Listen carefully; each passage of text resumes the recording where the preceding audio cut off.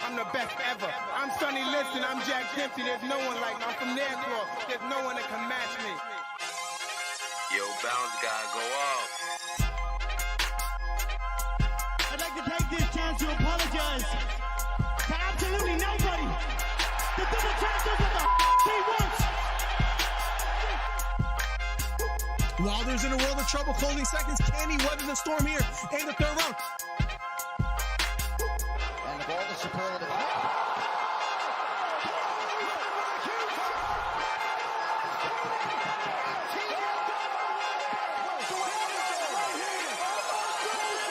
Big right hook, lands flush for Cambosos, and that knocks down Teofimo Lopez. We have ourselves a fight. Khabib Nurmagomedov gets a triangle choke from up top. Gaethje's out, and the fight is over. The triangle choke for Khabib Nurmagomedov. And Porter gets knocked down. He gets knocked down again. 10th round TKO win. Left uppercut, and then knocks out Leo. It appears he's out cold. The fight is over. It was a counter left uppercut, and just like that, what a left uppercut. I did not see that coming, ladies and gentlemen. I will have to admit, what a fight. Nice celebration of a 3K video. I don't know, man. To hit 3,000 subscribers and like Right hook to the body for Campbell. Left hook to the body for Garcia. And that knocked down Campbell. It was a left hook to the body. Campbell on the ground. The count is on. Can he make his way up? It appears he can't get up. Campbell on the ground. Trying to stand up. And the fight is over. Ryan Garcia with a 7th round knockdown. What a performance. Guys, if you haven't, hit the subscribe button. We're trying to get to 3,000 subscribers. Do me a favor. Hit the subscribe button. Hit the thumbs up. We're trying to do record number 7. Ryan Garcia tearing up and crying. What a performance for Ryan Garcia.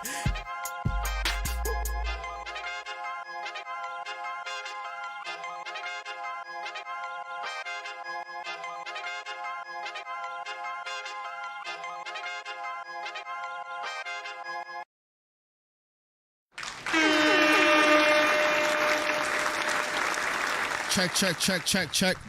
Welcome back, guys. Another episode of Morning MMA with Miller DC. And the first person that was in chat today was Hito609, and he has become a member for 9 months. Thank you so much, Hito. We're inching away at a year, man. I appreciate your support. We're on time today, Hito. Like a minute late, but we gotta admit, we're getting better and better. I forgot to turn my lights on because I'm trying to do everything at the same time. But hey, we're going to get the job done. Joe De Jesus. Joe De Jesus is a man that gives Hito competition on who gets fights wrong. It's a pretty close matchup because I honestly can't recall who's worse. I might say Joe, though. Joe, I mean, he picked Derek Lewis to win in almost every fight. So there you have it. He does a countdown just to do his 20-minute intro, says Hito. Oh, my God. The disrespect, man. We're working over here, Hito. Mike Dornan says, I've actually made the show on time. It's great to have you, man. Plenty to talk about today. A lot on the menu. A lot of exciting news as well, too. And I was hoping that we would have some good and interesting topics to talk about. And luckily enough, we do. So we'll talk about those things shortly. Wilson in the building as well. My guy, Wilson. Good morning, Miller and loyal followers. You guys have been helping the stream grow, so thank you so much. We're live every Monday morning at 10:30 because of you guys, so thank you. Yo, we got to put pressure on Miller for being late all the time. Let's get it, says Joe. Without further ado, didn't you get every fight wrong on Saturday? It was a tough weekend for me, guys. Let's quickly recap all the fights that I got wrong. It doesn't happen often, so let's quickly go over everything I got wrong before we talk about Charles Oliveira and maybe potentially getting a title shot next. But if we were to recap, I had a pretty tough day. You could call in at 267-545-8096 and leave your thoughts on Oliveira and whether he should get the title shot next. I'll play your voicemail live on stream. Right to it. Anders, I was wrong. Danny Ige versus Nate Landwehr. I thought Nate the Train, and I didn't make that corny nickname up. That's actually what he goes by. People love him. He was becoming a star. Was it derailed a little bit, the Nate the Train? Yes, because Danny Ige in a sense, dominated. Nate Landwehr started to pick up the pace in the third round, but in the first 2 rounds, it was almost as if it was scripted. You almost can't make it up. Dan Ige, in the latter 10 seconds of the first 2 rounds, drops Nate Landwehr. In the second specifically, he was more hurt than in the first. Then Nate Landwehr, in about the last minute and a half, really started to pick up the pace. Ige maybe a bit winded. That could be a little bit speculative. But Dan Ige gets the win, so I was wrong about that. 0 for 2. We go to Mike Mallet versus Fugit. Now, that's one of the fights, Canadian star rising up the ranks, that I got right. So we're 1 and 2. Charles Oliveira versus Beneil Dariush, and that's where we're going to pause a little bit. We'll get to Amanda Nunes and Aldana. Disclaimer, I was wrong about that fight as well, okay? I was completely wrong. I thought, you know what, Amanda Nunes is on her way out. Aldana, you know, all these Mexican stars, Brandon Moreno, Alexa Grasso, all these great Mexican fighters climbing up the ranks. I thought maybe the next star would be Irene Aldana or Irene. I don't know why they do that with Spanish and English. With Isaac Cruz, they call him Isaac Cruz. Tomato. Aldana doesn't get the job done. But let's quickly pause and go back to Charles Oliveira, Beneil Dariush. By the way, I like the no lights, but you see them there. It looks all right. Maybe I'll turn it on in a bit. Charles Oliveira, Beneil Dariush. Now, before the fight, we were saying this live on stream, is that I don't think there's really anything Oliveira could do. So I'm all over the place because I didn't think there was nothing Oliveira could do to convince me that, you know what, give him the title shot next.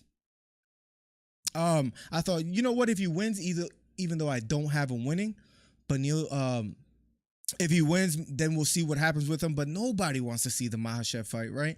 Dariush on an 8-fight win streak looked very dominant. Oliveira got dominated in his last fight. Why not see what happens if Beneil Dariush wins? I picked him to win, and he gets the Makhachev fight maybe in October in Abu Dhabi. Oliveira, and this is not hyperbole, Oliveira put one of the best performances this year. I mean, from opening bell, from pillar to post, he had success. He got taken down or pulled guard in a sense against Beneil Dariush. Beneil Dariush didn't really land much on the ground. I'll say that. Charles Oliveira landing head strikes, landed head kicks, 2 of them. The second one hurting Beneil pretty badly. Then a right hand over the top. Oliveira is one of those fighters, man, a weird one, because he is doubted almost every time he fights. When I pick him to beat Poirier, he wins, right? But when I pick him to lose against, what was it, Gaethje, he wins. He's been on a tear. The only man to beat him since 2018 was Islam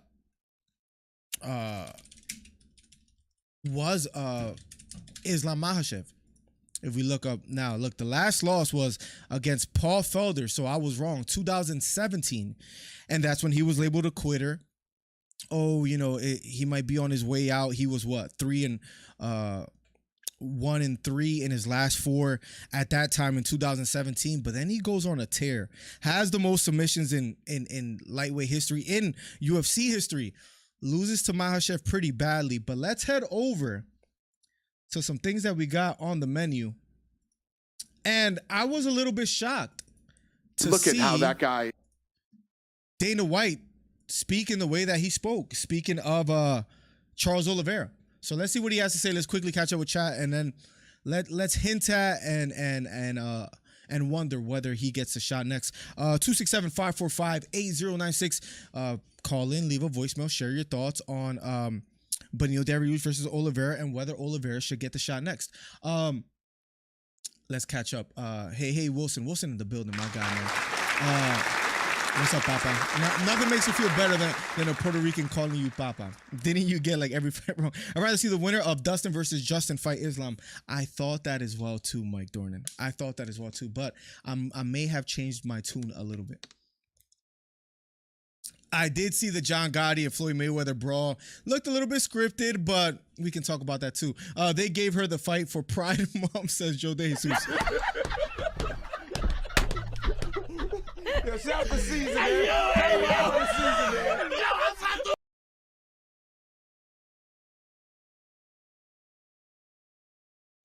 Joe De Jesus with the jokes today. We got the lights back on. We had to do it.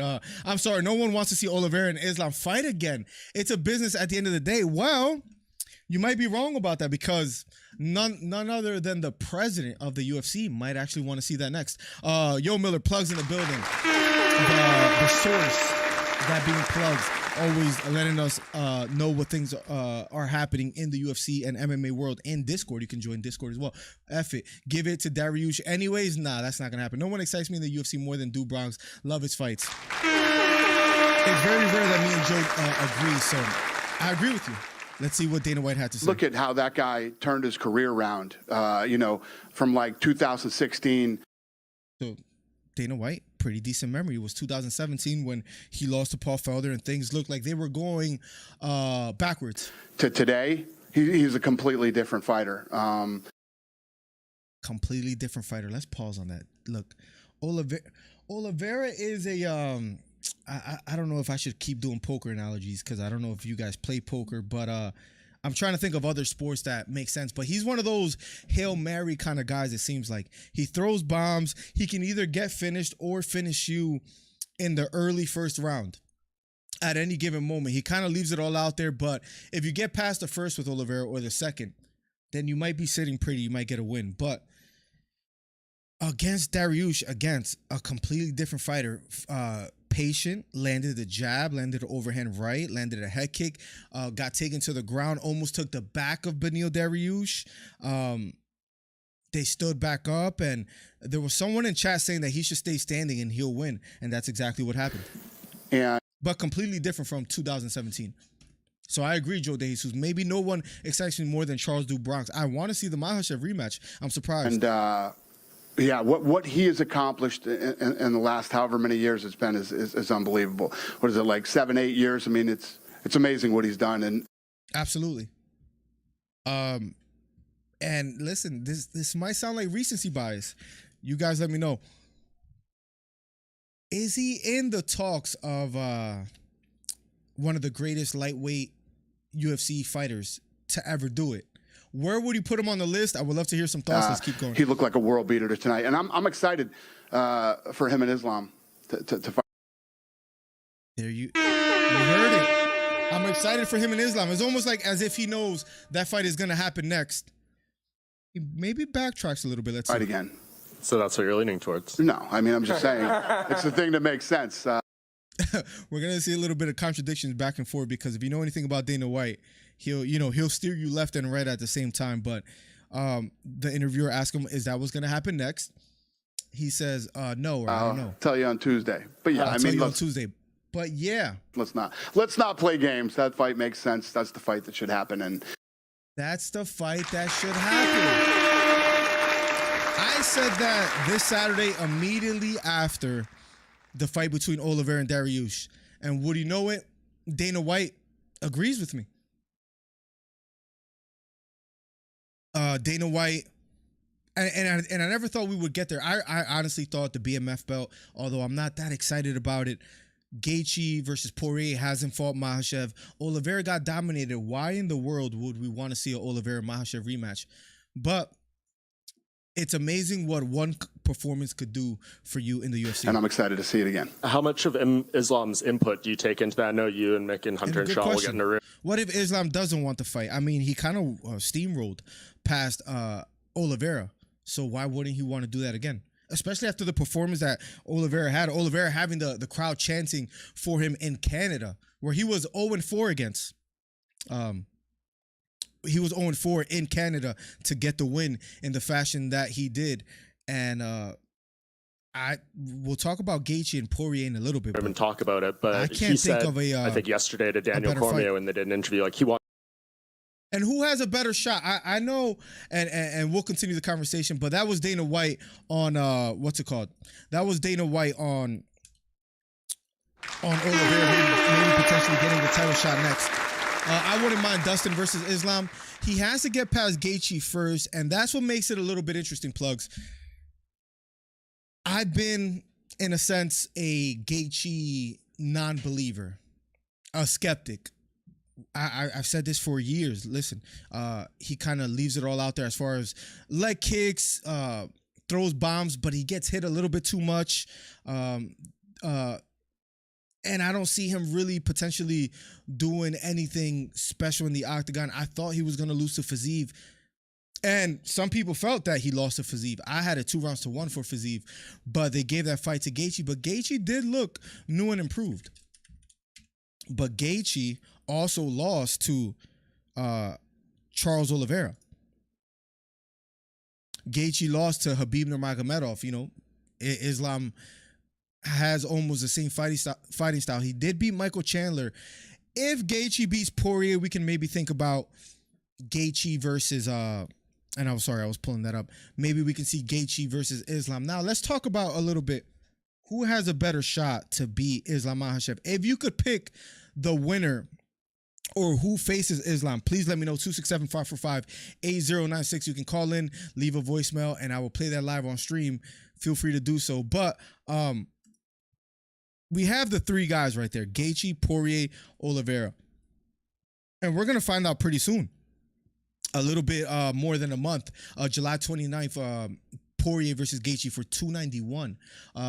Hito says, I think it's a bad move. They better stack that card if they do make it. You're speaking of Oliveira. Wait, what's the answer to that question? Bro, how are you going to leave the question unanswered? I kind of closed the interview, but let me see if I could pick it up. Let me see. Give me 1 second. Let me see if I could pull it up for you real quick. You're going to leave the question unanswered. I kind of did feel you there, huh? Give me 1 second. Let me see if I can find clip of Conor McGregor at the when they did for almost 13 years in the UFC. Give me 1 second because I forget exactly Like, what was here. Oh, yeah. Oh, she definitely, yeah. I was just going to say Toronto. I mean, there's not a lot of negative things you can say about coming to Canada. We did. And I think it was later. idea of doing another rematch right now. If he tells you that and says maybe look. So I found it for you, Hito. Don't worry. We're not going to trip here. Gaethje and Poirier or something like that. Do you take that into consideration? So here we go. This should be the answer. Probably get copyright struck because that's my luck. Here we Well, go. there's a lot That just rhymed, by the way, too. That was for free. of things that go into consideration for the next fight. I mean, I'm sitting here talking to you about him right now. I don't even know what's wrong with him. Yeah, Oliveira, we don't know if he's hurt in any fashion or needs more time than expected because it appears that Makhachev is going to be back in October. He's in medicals. I don't know where he's at. I don't know what he's got planned over the summer. The list goes on and on.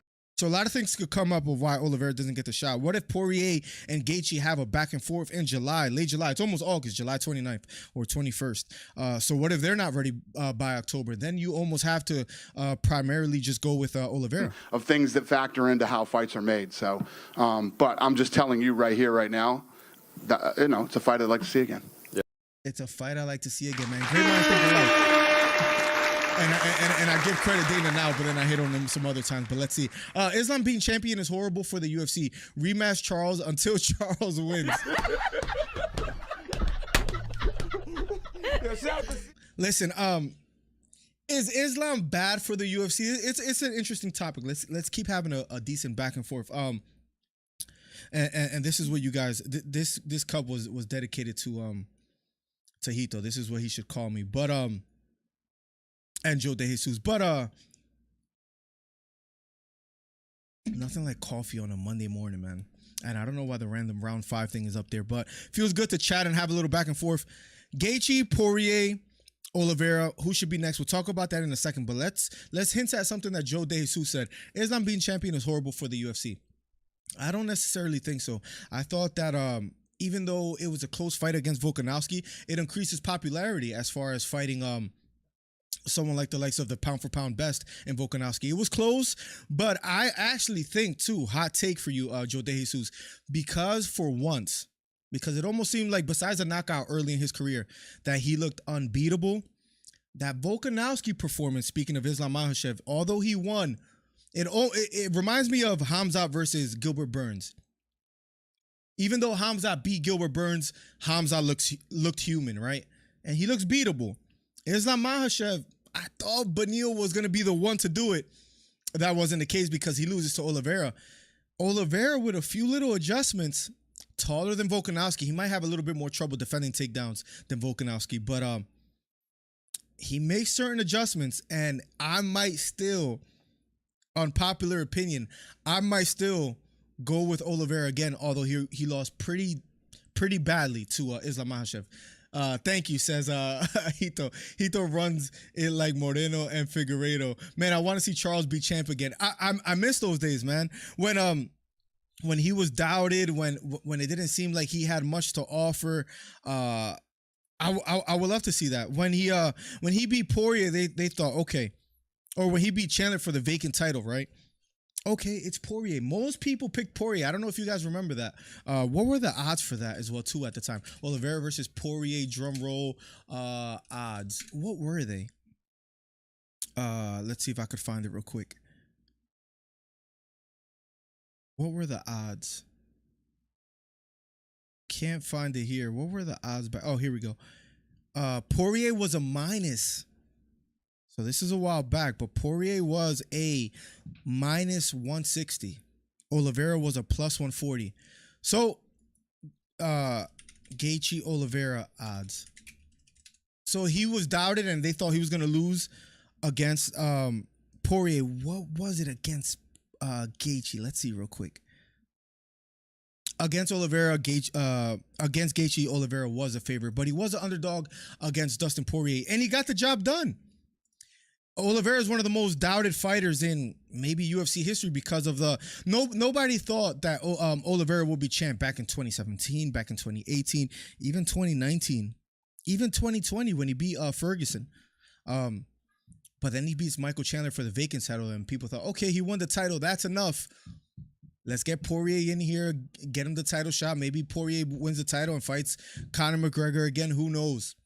And Oliveira silenced the doubters. Then he beats Gaethje. The only loss he's had since 2017 is Paul Felder. So maybe we can say, if we can erase your guys' memory of the Makhachev fight, he might still be the best lightweight. And we need to see that rematch. That's why I feel we need to see the rematch. I'd rather see Volk and Islam fight again than Oliveira. Damn, man, you really don't want to see that Oliveira rematch. Let me think about that. I thought Volk won. I think he deserves it. I understand that you might want to see that next. The problem with that fight is that Volkanovski got Yair Rodriguez next. Then he has to heal up. I don't think it's gonna happen anytime soon. I would even dare say I don't think that rematch ever happens again. I have a funny feeling that they're not gonna want to see that fight happen ever again. And maybe Islam loses before he gets a shot at Volkanovski again. Volk won, I thought, to be honest. It was close. I think I had a 3-2 Makhachev, but I said it could go either way, but it wouldn't be a robbery nonetheless. Now, Beneil Dariush, on the other hand, he makes a post on Instagram, so he finally makes a statement, and he just writes, God is good, and he says, I'm okay, I'll heal up, and I'll be back. After an 8-fight win streak, it seemed as though he was on the up and up, and he would get the title shot next, and you see the GIF right there in the chat. I thought he would get it done. Oliveira kind of upsets me and others. And Oliveira, right now, I want that fight more than anything. Oh, man, I forgot about Yair and Volk. That's going to be crazy. And that's not too far from now as well either, Hito. So that's exciting news on the horizon. Speaking of more MMA, let's quickly backtrack. We'll get back to Amanda Nunes and Irene Aldana. Amanda Nunes retired. But let me bring up something new to your guys' attention. One of Joe De Jesus' favorite fighters. Deontay Wilder was at the PFL on Thursday. Credit to the man on Deontay Wilder's right to ask him an important question that I feel that we need to talk about. Here we go. Deontay Wilder, listen to what he has to say, and people were hating on Ngannou, me not being one of them. But let's see what he has to say about Ngannou. Let me quickly read one more message and then we'll get to this. Charles has the best style I've ever seen. Walks dudes down, throws bombs and knees until either he gets dropped or he drops his opponent. Not afraid to get dropped because he's part Anaconda. The problem is if he gets dropped against Islam Makhachev again, he might get submitted again. But you're right. Almost no one can go into his guard besides Beneil, as Beneil did, and Islam Makhachev. But anybody else, I think Oliveira beats even to this day. I will say. let's get back to this. 267-545-0960. You guys can share your thoughts, and I'll play live on stream. And let's get to it. Fresh heavyweight talent. You're He says it straight up, which I appreciate. No sugarcoating. here. Yeah. We need some fresh. We need some fresh heavyweight talent. Why are they saying that? Because they have Ngannou, and there's no one in the PFL that's a name for Ngannou to sell massive tickets. But now they have Deontay Wilder that showed up. Heavyweight talent. You know, we need some heavyweight talent. On a lot of these guys. Got to reach advantage on a lot of these guys. Deontay Wilder maybe making a crossover in the mixed martial. When can we see Deontay Wilder maybe making a crossover? Listen, guys, I'm not saying this is a problem with MMA. My daughter's running upstairs. I'm not saying this is a problem, but it sort of is. We talk about Ngannou's new deal. People either stand on two sides, right? Oh, Ngannou should have never left. He'll never sell tickets. And then there's the people on the other side. This is the best thing Ngannou could have done. Let him get his money. Best decision he could have made. It was an argument back and forth. We had people calling live about that as well too. And then what happened? A week or two goes by. Nobody's talking about it anymore. I think we need to keep the conversation going.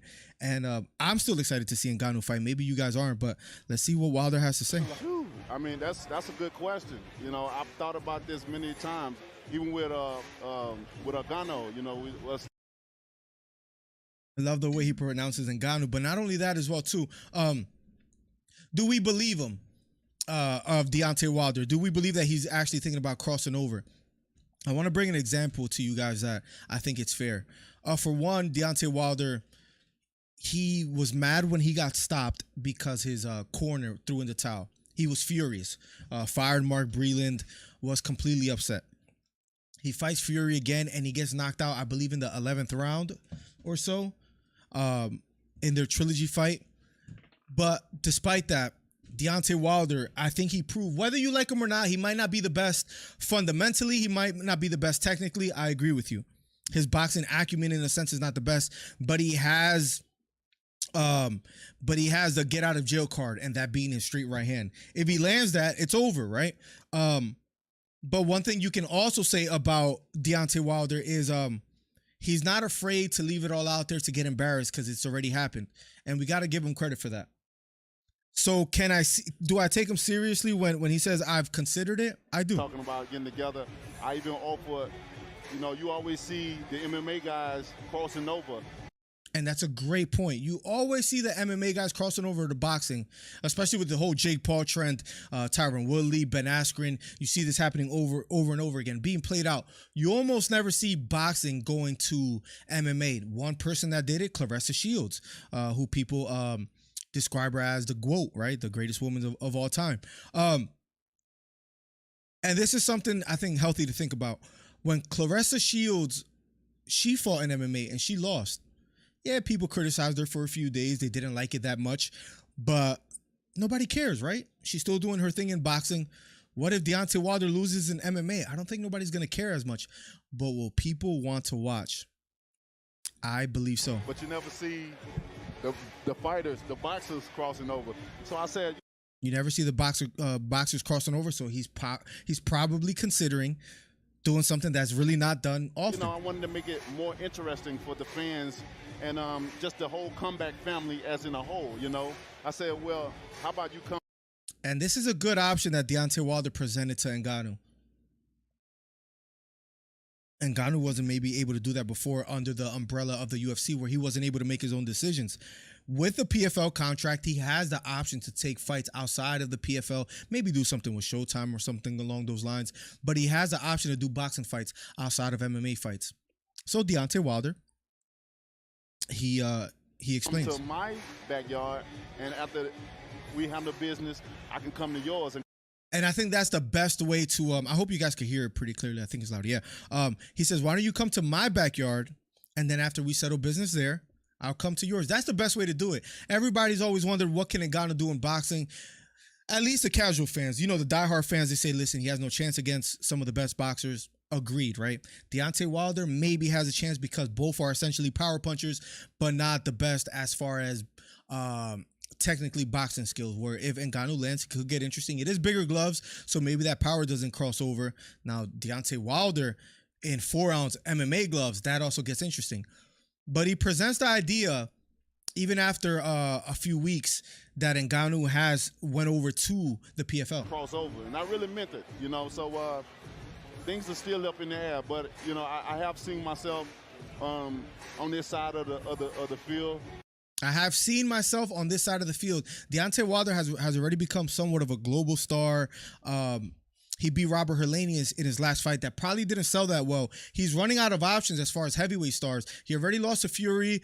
The Usyk fight probably won't happen, even though he has been asking for it. There's Joshua out there as well, too. Doesn't Deontay fight Anthony Joshua in November? Hito says it's not confirmed yet, and it doesn't seem like it's going to happen, ironically. It might actually be Joshua versus Fury. So with all that being said, what other star out there can Deontay Wilder fight that guarantees him big money, and not only big money, but a fight that he could potentially win? Insert Francis Ngannou. I know people hate that. I know it might sound like an unpopular opinion. You need people like me. You need people like me so you can point your fingers and say, that's the bad guy.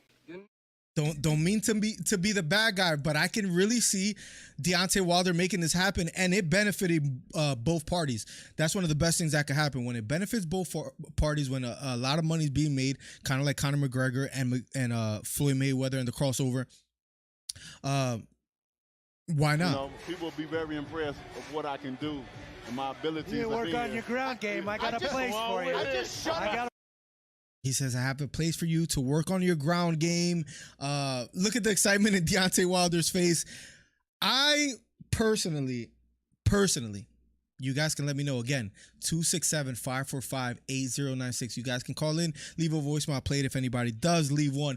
But I will say, I personally, myself, don't mind the idea. I actually like it. I actually think it might benefit both parties more than one could imagine. Why not make that fight happen?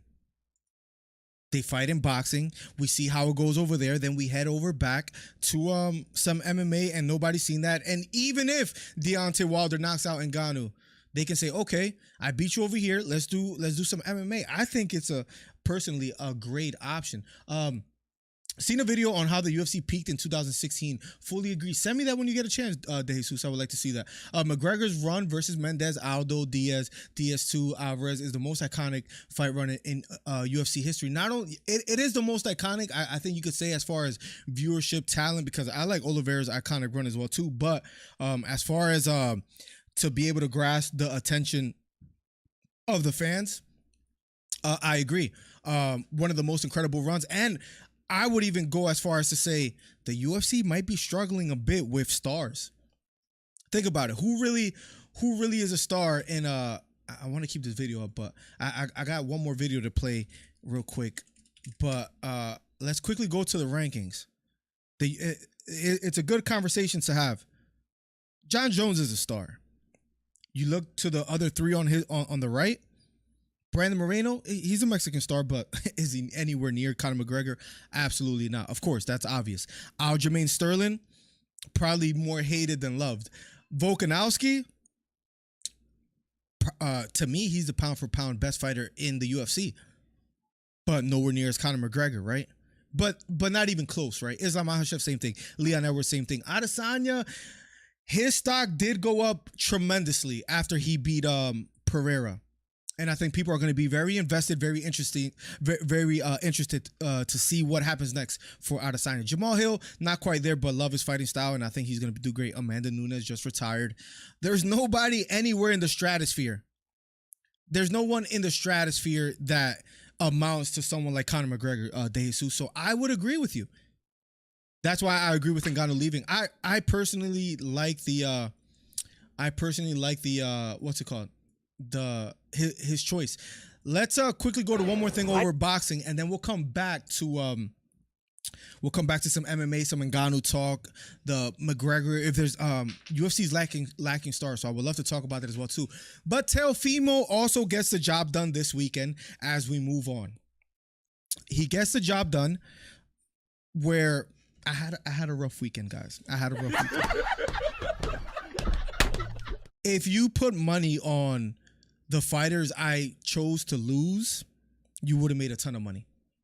I was like 1-5 this past weekend. Who gets the job done as well? Teofimo Lopez. But Teofimo Lopez, in Lopez fashion, surprises the masses. He not only beats Taylor, which maybe not so much surprise that people felt that he was going to win, but he surprised the masses as far as what he says afterwards. After a win against Taylor and getting all the belts, I thought he would be like, listen, I want this next, reaches pro grade, Devin Haney if he wants to come up. He kind of threw us a curveball. Let's see what he had to say. I knew they were going to do something kind of shiesty. It took I knew they were going to do something kind of, not shiesty, but here we go. Long time for them. I knew they were going to do something kind of shiesty. Something kind of shiesty. It took a long time for them to come up with the scorecards. It did. It took way too long. And can you believe Taylor dominated that card and that fight? 2 judges. Again, the biggest problem in fight sports to me is the judging. 2 judges scored it 115-113 Teofimo Lopez. If he doesn't win that 12th round, they would have had it a draw. How in the world? I don't know. So if I'm Teofimo Lopez, I usually don't find myself agreeing with him. He's bothered by it, rightfully so. They were trying to figure it out, and I told everybody, I was like, listen, man, y'all better not steal it. There ain't no fucking way you can. I agree. It was almost going to become a travesty. Steal it. I mean, but... Huh? Absolutely. Were you better tonight than you were against Lomachenko was a question being asked. Yeah, it's only get better, you know? That's what it's all. But it's something I want to skip to. Man. I'm kind of. Surprisingly, after a dominant performance, him only being 25 years old, what does he bring up? Retirement. But I got Joe Cesar back there. I'm not great. You cannot tell me I'm not the double magazine belt. I know they ain't want to give me the other one. I know they gonna give me that. I struggle with the fast forwarding. This is a video I recorded. Here we go. This is. I'm not getting paid enough. $1 million? Get the fuck out.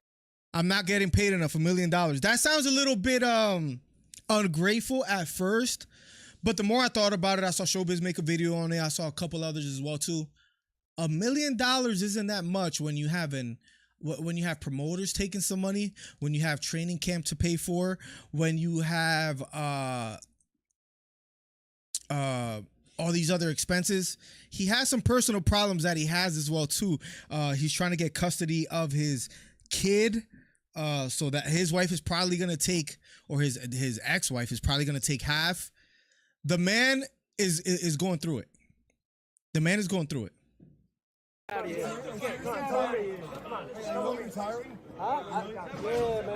He said, "Are you really retiring?" He says, "Yeah, man. I need to take a break. I need to take a break." So maybe he means a break more than retiring. I'm gonna let you call in 1 second. Can you leave a voicemail? If not, you can leave a voicemail 267-545-8096 unless you want to talk live. But let me know. I'm a kid. New York taxes. Oh my God, that's one of the biggest factors. They're taking already almost 40%. Too at heart. Maybe 50 in New York. I think y'all need to go after the Devin Haney's, Shakur. So surprising curveball. Since Muhammad Ali, this is the best now. Just to steer it up. Just to steer it up, not stir it up. You gotta love Teofimo. I might retire after this fight. It was an incredible performance, man. Josh Taylor looked a little bit lackluster. They both didn't look great in their last. Do I have on Do Not Disturb? I do. You can call in. Let me actually receiving calls. So whenever you call in, I'll be able to accept it. I gotta stop putting people's phone numbers out there, but nobody knows what they are because they're just random numbers. But anyways, 267-545-8096. You can please you can please call in and share your thoughts. I know Joe De Jesus wanted to do so, so please do so. I'll put 3 minutes on the clock and then we'll make it happen. So whenever you do call in. But yes, New York taxes. Your team taking money, even though he has his father, so he could cut expenses in that way, right? I don't think his father's destroying him as far as taking money out, trying to get custody of his kids. Only $1 million when other fighters are getting paid more. But the problem with Teofimo is that this is one problem that he has. Even though his stock might have went up after this past weekend's fight, I don't think he's as big of a draw as he imagines himself to be, if that makes sense. I don't mean no disrespect. I don't mean no disrespect, Henry, but I don't. but I don't think he's as big of a draw as he thought. When he went over to Triller, things didn't go his way. Yeah, I gotta chill out with that, Hito. I'm the worst. Bro, my life, by the way, as we wait for Joe to call in, my life has been crazy. It's almost, I have to make it, right? And there's the caller. You know why? Call from because something's going on that's trying to stop me. Send a voicemail, press 2. The first thing was I had the roof leakage during a podcast. Then what happens? The carbon monoxide alarm goes off during UFC 289. It has to be a sign of something. Joe De Jesus is on the phone right now, aka my firstborn son. Welcome to the stream, sir. Miller, what's good, bro? Baby? Chilling. Happy Puerto Rican Day for us this weekend, right? Yes, sir. Oh, you ready for something interesting? You want to know someone that how to tell if someone knows nothing about boxing without them telling you? Go ahead. Hito thought Teofimo Lopez was Puerto Rican this whole time. Swear. Yep, Hito 609, the man that picks every fight wrong. And crazy. You know what? I don't even know why I brought it up, Joe De Jesus. My fault. Welcome to the stream.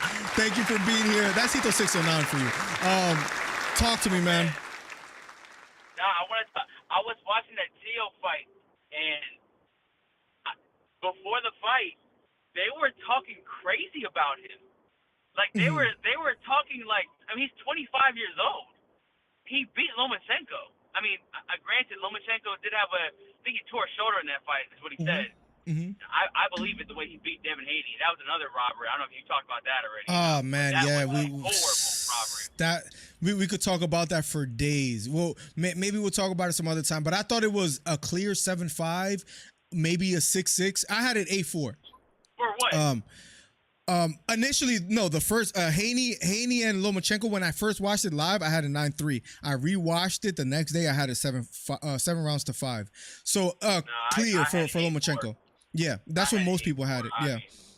I had it 8-4. Anyway, the Teo fight, as I was watching it, the pre-fight, they were just talking about him and his dad and making it seem like, they hate each other, that he's just in this mentally just low place in his life and that he's depressed and that he's mentally unstable. And I couldn't believe the way they were framing his mindset and just, as an athlete, especially as a fighter, it's a mind game. It's all a mental thing that you're playing with yourself in the ring. Like, that confidence is everything. I mentioned that before one time in the call. That confidence is everything. You have people just constantly question you and attacking you, attacking your family.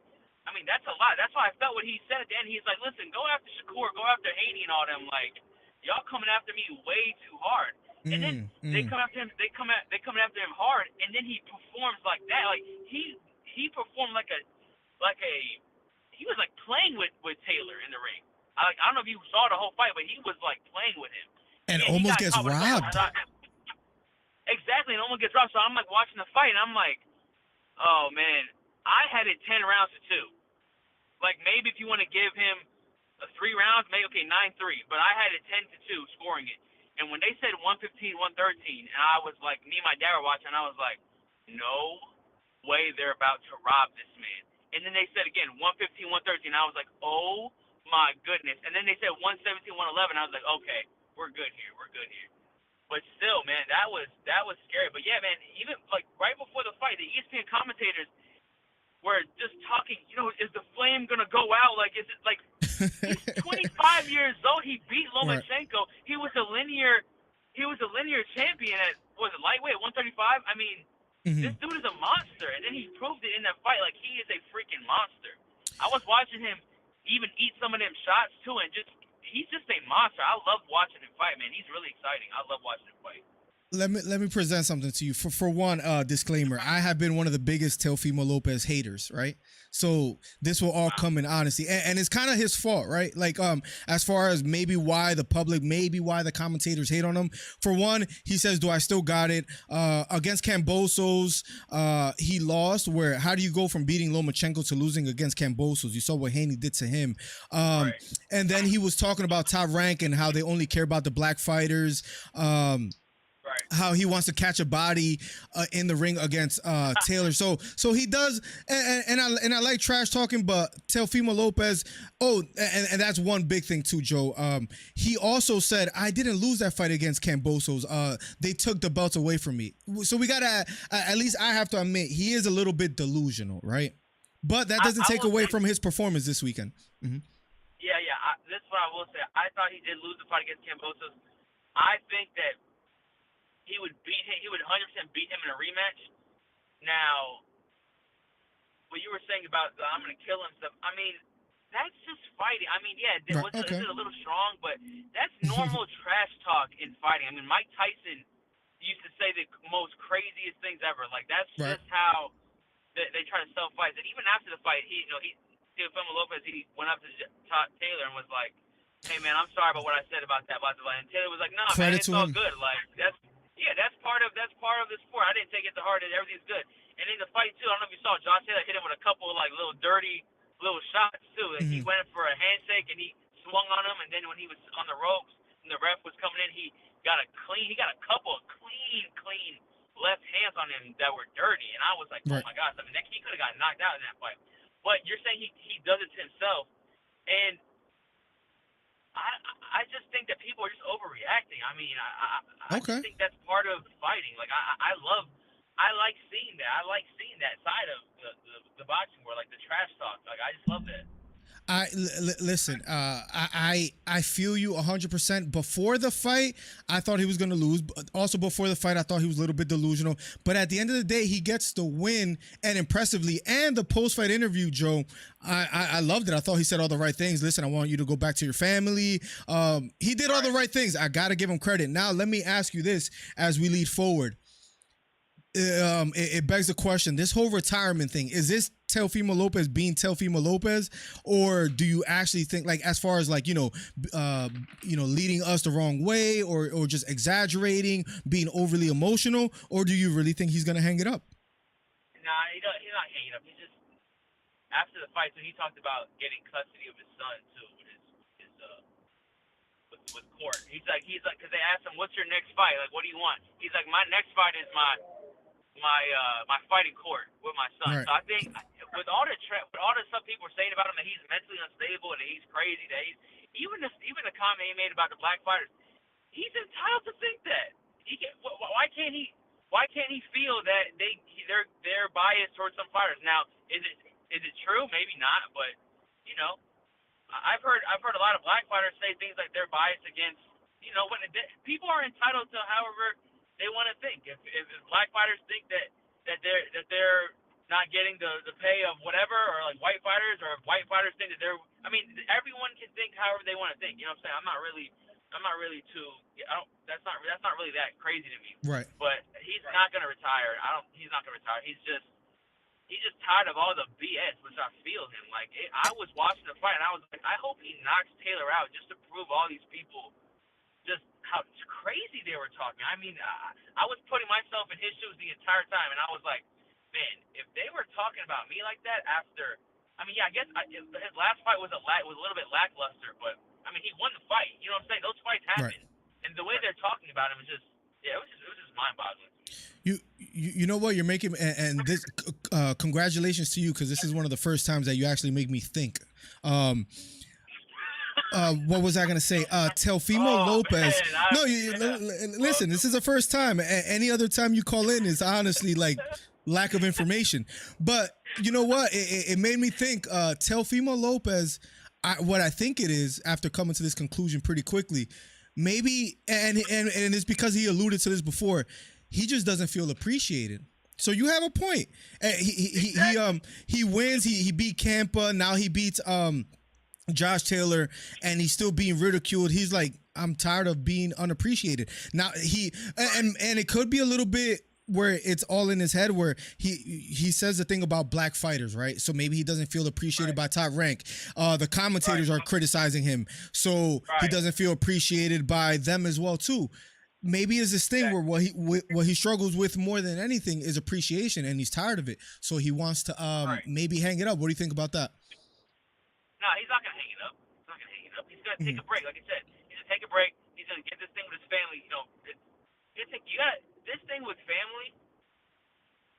If people underestimate that people don't think about what is going on in a fighter's life or in an athlete's life, or what is going on that can either take away their confidence or can make them go into a fight or go into a game with something else on their mind. And if you're beefing with your girl, if you're fighting with your wife before a fighter, you're fighting with your mom or dad, or bro, that stuff is really, you carry that. That really, people, that's really a serious thing. And if he's been going through whatever with his ex-wife or with his kid or whatever, like, it takes a toll. Deal with that, and once he deals, once he deals with that, he'll be fine. That's all he needs to get paid way more, $1 million. I mean, he's a prize fighter. Teofimo Lopez is a prize fighter if I've ever seen one. I mean, that boy has some crazy knockouts. He beat Lomachenko. Like, let's not, like, people are over. People it's a big deal. That he beat it's a big deal. Devin Haney didn't look anywhere close, anywhere near Teofimo Lopez. De Jesus ate his Wheaties this morning because he's making some good points. I didn't even compare the performances between Haney and Teofimo. Both of them against Lomachenko. You could say, yeah, you're right. Teofimo did look better. Granted, Lomachenko was way more aggressive against Haney, but you're right. Maybe he does deserve some kind of credit. Speaking of Teofimo Lopez. So what's next for him? If he doesn't retire, what do you want for him? I want him to fight. This is what I want. I want him to fight 3 or 4 tomato cans, and I want him to not. Because listen to me, I was watching the Taylor fight, and I was telling my dad, I was like, hold on a second, he's taking off like the last 2 or 3 rounds. He's not like trying to knock him out. He wasn't trying to knock Taylor out. He was just in there, you know, trying to catch him. Maybe let the knockout. So, hello? Yeah, I hear you. You broke up just for a little bit. Mm-hmm. I said that I was saying that he wasn't trying to knock Taylor out, and he could have knocked Taylor out, but he wasn't trying to knock him out and go for the knockout the last 2 or 3 rounds. He was just in there, you know, if Taylor comes to him and misses a punch, he's going to slip it, he's going to counter, he's going to catch him, whatever, and maybe he's going to come against the ropes a little bit, but he's not going to, he wasn't going for the knockout. He could have knocked Taylor out, and he could have been a highlight reel knockout, but he decided to have mercy on him and just get the win and box clean and, you know, catch him with good shots, some showmanship, do a little dancing around the ring. I want him to fight 2 or 3 dudes who have some, you know, good records, pad his record a little bit. He's 18-1 right now. Is he 18-1 or 19-1? I think he's 19-1. Yeah, I think he's 19-1. The only loss to Cambosos. Mm-hmm. If I want him to get to like 23, 24-1. And then I want him to, 19-1. So I want him to get to 23 or 24-1, and then I want him to fight some serious dudes. I want him to fight Shakur. I want him to fight. I want him to fight Haney. I want him to fight Ryan Garcia. I want him to fight. You know what I'm saying? I want these big fights from, because that boy, like this 135 to 140, like this division is so stacked right now. Those 2 weight classes are on fire. Yeah, the UFC can't compete with that at all right now. Like zero. And zero Teofimo right Lopez doesn't compete with any of that. He doesn't get brought up when you talk about Shakur, when you talk about Haney, when you talk about Tank. You never hear really Lopez's name being mentioned. You even heard Lomachenko's name being more mentioned, but maybe he is, in a sense, throwing his name in the hat, or his name should be in the hat of, listen, this is another star that's under 30. Yeah. I saw that fight last night. I saw that fight on Saturday night, and I was like, you know, this dude, you know, he has the potential. If he gets everything right, he's 25 years old. That's nothing. He's 25. He's not 30. He's not 29. He's not 31, 32. That's a good point. 25 years old. He's got at least another 2 or 3 years left till he gets into his absolute physical prime. I mean, I was watching the punches he was throwing. I mean, he's got power in both of his hands. and he's got speed too, and he's got the showmanship. I mean, he could really be a superstar in boxing. Seriously. Listen, I feel like you're that person that, like, you ever see someone you dislike, but they make a funny joke and you can't help but give credit and laugh. Like, you're making good points. You listen, this was your best call thus far. I appreciate you, Joe De Jesus. You make some great points. We'll talk about Teofimo Lopez in the future, but any closing thoughts on what you want to say about him? I'm going to be playing a voicemail in a little bit, but you can call back later if anything. But anything else you want to say about Teofimo Lopez before we get out of here, or UFC? I just thought he looked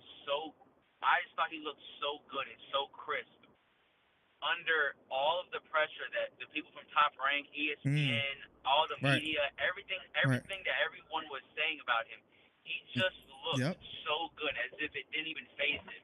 And I was just thinking, man, that was kind of inspiring to me, because I need that type of resilience when people are talking whatever, like what I'm going to pursue in my life.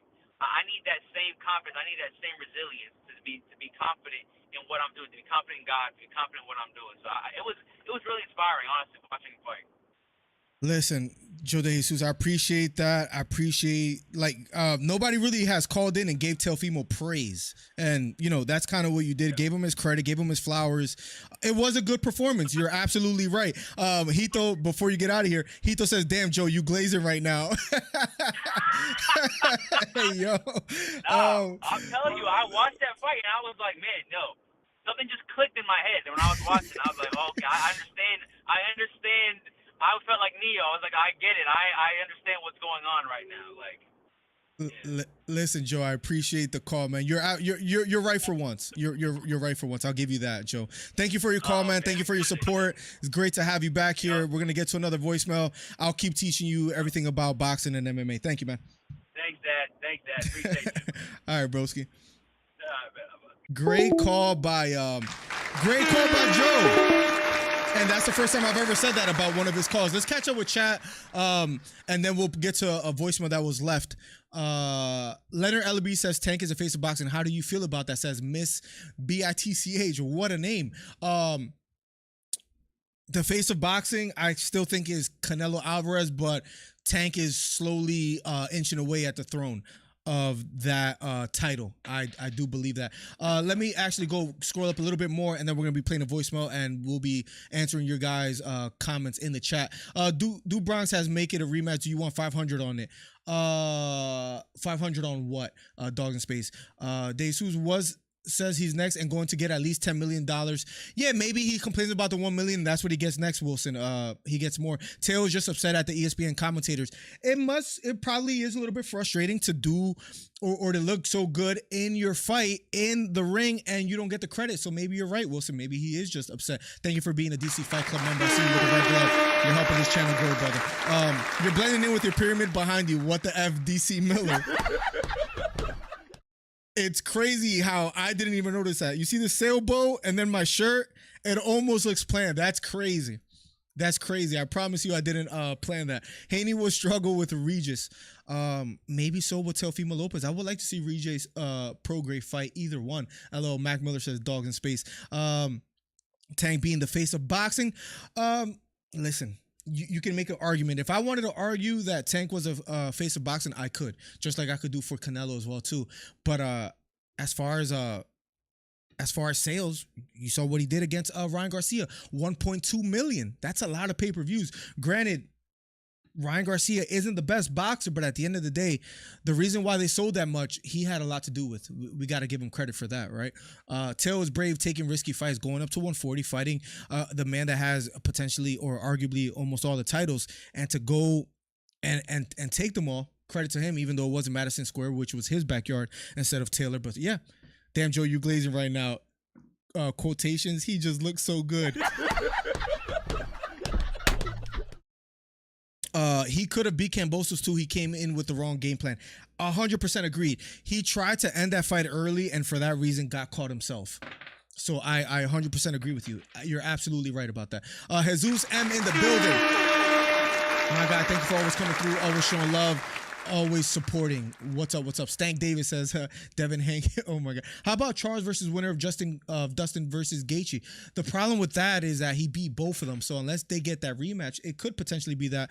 But if you throw those three names out, then who does Islam fight in October? Because that is what they've been alluding to on who he's gonna fight next. Is Islam Makhachev is supposed to fight in October, and if you take those three names out, there's really no one else out there. So I don't know if you could do that, Jesus. I've always been saying Teo better than all of them. I disagree. I think Shakur is better than Teofimo Lopez. Teofimo could potentially be Haney. A tough fight for him, but you might be right that he might be the second best. Dariush was overmatched and it was a mismatch. I thought Dariush was going to win that. He just got kind of steamrolled. I was actually surprised and at the same time impressed with Oliveira's performance.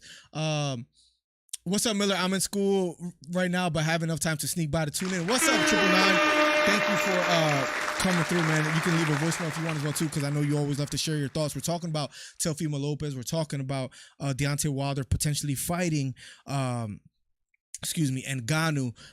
Let's get on to the other voicemail. Thank you for watching during school. Get other people to subscribe. Get your whole school to subscribe, man. Thank you, 999, for always coming through. No such thing as a face of boxing, says Jesus M. Yo, 999, Miller Doxer. chill. Do Bronx. Let me know what are you trying to put money on Dogs in Space, and I'll consider it. Let's get to another call. Here we go. 267-545-8096. You can share your thoughts on Charles Oliveira, whether he should get the title shot next, or Teofimo Lopez, or anything that happened this past weekend. Let's play. Don't listen to him, 999. He's just talking crazy. Let's get to it. Tito 609. I think I disagree with like the UFC not being a good place with stars. Do they have? Interesting. Because my argument was that McGregor, like, I'm not saying it's not a good place for stars. I'm saying they have a lack of stars at the very moment. When at one point it was Aldo, McGregor, John Jones, Anderson Silva, these massive names. I don't know if you can compare the names now to those names, but let's see what else he has to say. Like a Conor McGregor star right now? No. But I think like you have people in position. Good place with stars. Do they have like a Conor McGregor star right now? No. So they don't have a Conor McGregor right now, right? Okay. But I think like you have people in position, like for sure, like. Interesting. People in position. Before he even answers, let's think about it. Who's in position to be a next star in the UFC rankings? I hope you guys don't mind me pausing. But if you look at these, all these guys, John Jones is already not on his way out, but his best days are most likely behind him. Moreno, Sterling, Volkanovski, Makhachev. I don't know if anybody's in position. Maybe Hamza Chimaev. Maybe Oliveira if he wins the title again. Massive star. Adesanya's still pretty big, and he has a lot left in the tank. Jamal Hill, but let's see what else he has to say. I think if Sugar beats Sean O'Malley's another one as well too. I agree. He got gifted a decision against Piotr Jan, I would argue, but yes, he could still be potentially a massive star. I think that really puts him to like next level. Sugar's been taking. Yeah, if Sean O'Malley wins the title, it gets really interesting in the bantamweight division because there are other names out there that he can fight as well too. Imagine Sean O'Malley versus Cejudo. So good point. Career smart, taking fights that he can win. Building his way up. If he can beat Aljo, Sugar has the online presence. He already has like the social media side. He becomes champ, merges those two together, you got yourself a huge star right there. I made a good point by Hito 609. Kamza is another one. One I just mentioned. Kamza can be a star. Believe it or not, if Kobe fuck around and ends up being champion somehow, he can be a star because of just like how viral he can be. Great point. Great point. Well done, Hito. You're absolutely right. He can be that. I'm not saying he's as good as Floyd Mayweather. I'm just saying the heel. If you watch Floyd Mayweather when he sold a bunch of pay-per-views, a lot of them were paying to watch him lose, hoping that would be the case. Oh, maybe this guy, Baldemir, is coming up the ranks. He has power. He can knock off Floyd Mayweather. Doesn't happen. Sugar Shane Mosley, they should have fought before. Maybe this is a guy to beat Floyd Mayweather. Doesn't happen. Pacquiao was a little bit too late, but maybe he beats Mayweather. Colby could become that. Imagine Colby finds himself with the title over his shoulders. Man, the matchups that you can make, Colby versus Bilal. Maybe Usman eventually fights him again. Hamza Chimaev versus Colby if Colby were the champion. Colby could essentially be a good point, Hito. So I think they're in position with some people. So maybe there aren't glaring stars right now, but there are people in position to maybe be that. Well, also, I forgot to mention another person that's going to be an automatic star no matter what. Patty the Batty, of course. And Patty Pimblett doesn't have the skill, I think, to ever be that big of a star. But let's see. The last thing I got to bring up is don't talk to me about that Puerto Rican shit because he's talking about Teofimo Lopez. The man thought he was Puerto Rican. I'm like, I don't know what he's talking about, but let him have it. I haven't seen you once this whole time. You probably weren't going to. Now that I'm bringing it up, you might say something. Bring up Xander Zayas. Oh, interesting. Let's go. He's somebody that deserves mention. Xander Zayas, somebody, a fighter that I knew before Hito knew, and he's just jumping on the bandwagon now. Puerto Rican Parade weekend.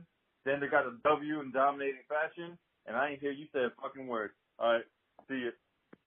Thank you for the call, Hito609. Xander Zayas is another one. He wasn't able to get Cruz out of the ring, which I'm sure people would have liked to see that as well too. But Jaron Ennis, a rising star, wasn't able to get his last opponent out the ring. Some guys are just durable enough where no matter how many punches you hit them with, they'll at least survive. But Xander Zayas, I'm telling you, I wanted Felix Verdejo to be the next star, and he had a lot of outside the ring issues, and he's in jail right now, right? Speaking of Verdejo, you guys can look him up as well.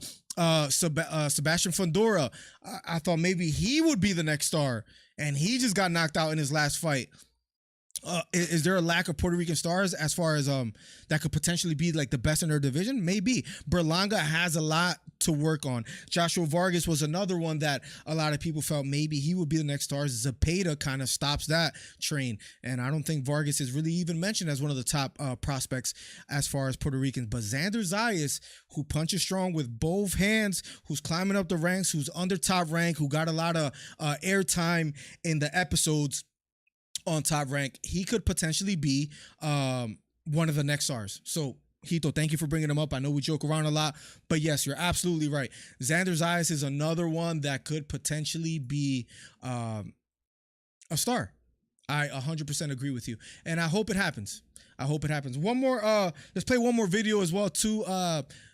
To throw you guys a little curveball. We're almost done with the show, so we'll talk about a little bit more, a couple things. You guys can bring up whatever you want, and I will make sure to answer. Jesus M. Irene didn't show up, or Irene Aldana. Listen, if you didn't watch the fight, we covered it live here.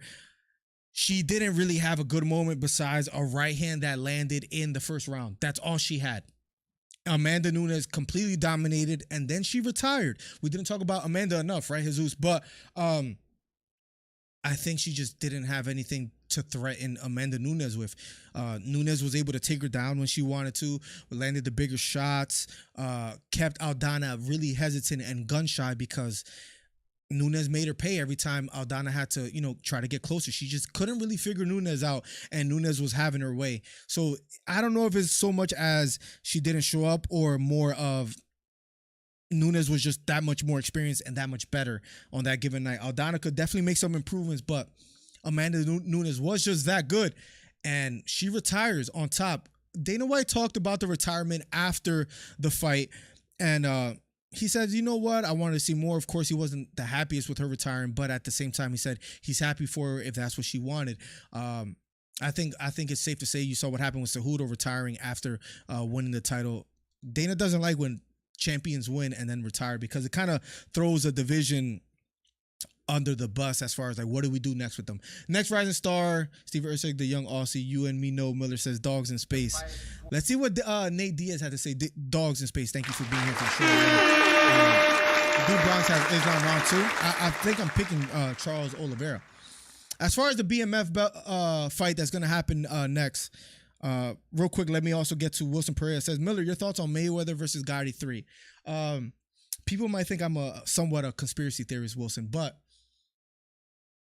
What I will say is, I thought it was a little bit scripted after, Kenny Bayless stops a fight and Gotti goes after him. That's when he decides to punch. It's hard to really bring up much to say about Mayweather and what he's doing now, right? Because these are all exhibitions, but he's getting his money. And I can't blame him. It looked a little bit weird as far as like all the people that jumped in the ring, the security guards of Mayweather after the fight saying this is entertainment, this is why you watch. Excuse me, I'm sorry. With all that being said, it was a little bit weird, right? Jesus M. So, but credit to Mayweather. He got the job done. You guys can call in 267-545-8096 to share your thoughts on any of this weekend's past events. But let's keep going with what Nate Diaz had to say about Poirier and Gaethje. When I was sick of Poirier not fighting me for years, they wanted me to fight Poirier in the meantime, but he just got They wanted me to fight Poirier. choked by everybody. I'm like, he gets choked by He says Poirier gets choked by everyone. So he's not that excited about this whole BMF belt, Gaethje, Poirier, and all these other. Thank you, Wilson. Appreciate that, man. Go win some fights, I'll fight. Go win some fights. He's not that excited. After Masvidal retiring, the whole BMF belt. My question to you guys is this? Let me give a thumbs up. Is this whole BMF belt thing a joke? Is my question to you guys, because that fight is approaching. That will be UFC 291 July, I believe 21st or 29th. And then, so they want me to fight him to kill time for Conor to heal up and come back. And then they wanted me to sign for another fight with Conor. Nate Diaz fighting Jake Paul soon as well, too. I believe that happens in August. So he's just talking about Gaethje, the BMF belt, Poirier. What the fuck? Nate, what do you think of Poirier and Gaethje fighting for the... And this is what we want to hear. What does Nate Diaz think about Gaethje and Poirier? And then we'll circle back to who gets the title shot next. Should it be the winner of Gaethje and Poirier, or should it be Oliveira? Title you created, the BMF belt. Yeah, I don't feel they fit the criteria. I don't feel they fit the criteria. I think that's going to be a barn burner. Speaking of Poirier and Gaethje, for the BMF belt. But does that automatically mean they should get the title shot next? You don't think they meet the criteria? Yeah, they're dorks. Poirier and Gaethje, right? Yeah. Weird dudes give that title. Yeah, Feels what like are you the talking like the about? badass title and like. He thinks they're dorks and that they shouldn't deserve the BMF shot. BMF, Dustin and Justin are badass, exciting fighters. I have to disagree with Nate Diaz a little bit here. Do I like the BMF title? Not necessarily, but do I like the matchup, Poirier and Gaethje? Yes, the lightweight division has become interesting, and I think that's a large credit due to Charles Oliveira.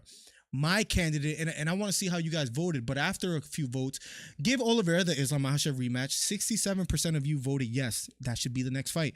13% said no, still needs to do more, and another 13, so 26 opposed to him getting the title shot next, says after Dustin Poirier gets a shot. 7% after Gaethje gets a shot. To me, that performance, again, was one of the most phenomenal performances I saw this year.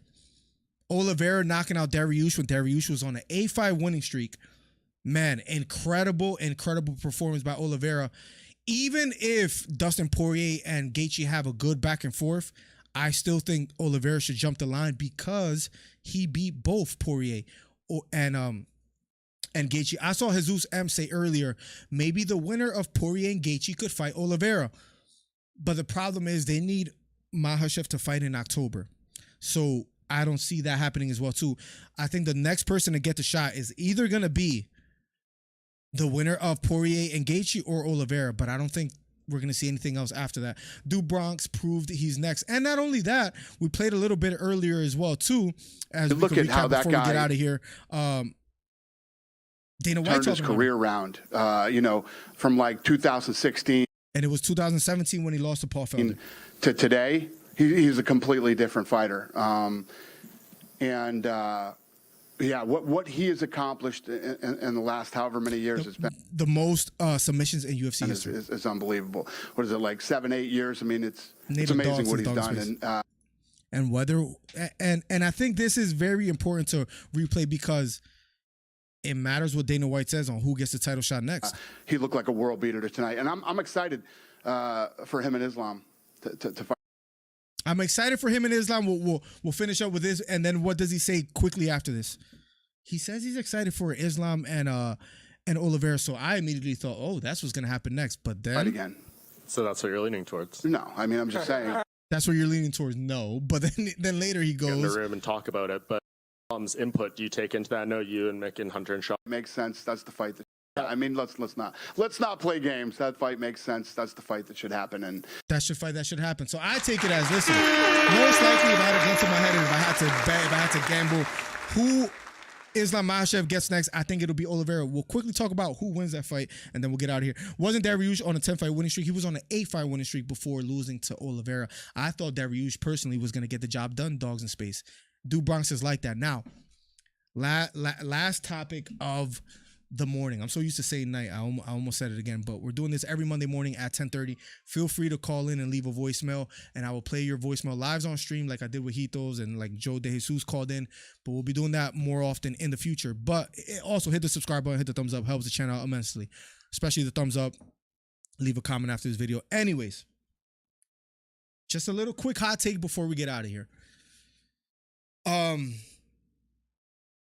If Oliveira and Makhachev fight again, if I had to bet right now, all my marbles, I know Oliveira didn't look that good against, not even that good. He looked horrible against Makhachev. If Oliveira could keep it standing, which I'm assuming he will make the adjustments, I think Oliveira, he gets a shot again, he'll make it happen. And it's one of the best stories that you can write up. Losing in the way that he did, just like he was losing back in 2016, 2017. Imagine Oliveira gets the rematch, they fight again, and he wins the title. One of the best lightweight stories in history. I wouldn't mind seeing it again, and I'll tell you right now real quick, guys, I'm picking Oliveira to beat Makhachev. We'd love to hear your thoughts. Leave a comment on this video. I'm about to end it, and you guys let me know. Merchant, good evening, people. We're just getting out of here, Merchant. Yet again, you arrived when we're just leaving. We had a great show. Joe De Jesus had a great call, Merchant, where we talked about Teofimo Lopez. Go back and listen to that. I'm sure you'll appreciate that live calling. First time ever that Joe De Jesus has some good points to make. So anyways, Joe De Jesus says he's the #1 contender. That's the way the UFC works. He gets the title shot. Look at Colby getting the shot ahead of Burns and Bilal. Why not allow Oliveira to do the same thing, right? If we're talking about meritocracy, let's get it. Yo, the countdown came back. Yeah, I don't know who this countdown guy is, man. The people will hear the truth once again. I have no idea what he's talking about. That's the one thing the UFC works. He gets the title shot every time if he's the #1 contender. He deserves it. I 100% agree with you. Do me a favor, guys. Leave a comment after I end the stream because it helps the algorithm. I don't know who that is. Thank you, Hito, for calling in. Thank you, Joe De Jesus, for calling in. Thank you, Merchant, for showing up. I'm sorry that we're getting out of here every Monday morning, 10:30 Eastern time. I'm out of here. God bless. Good night. I'm going to try to work on some content right after this. So every Monday morning, 10:30, let's blow this channel up and let's make this a thing. Thank you guys for being here. God bless. Good night.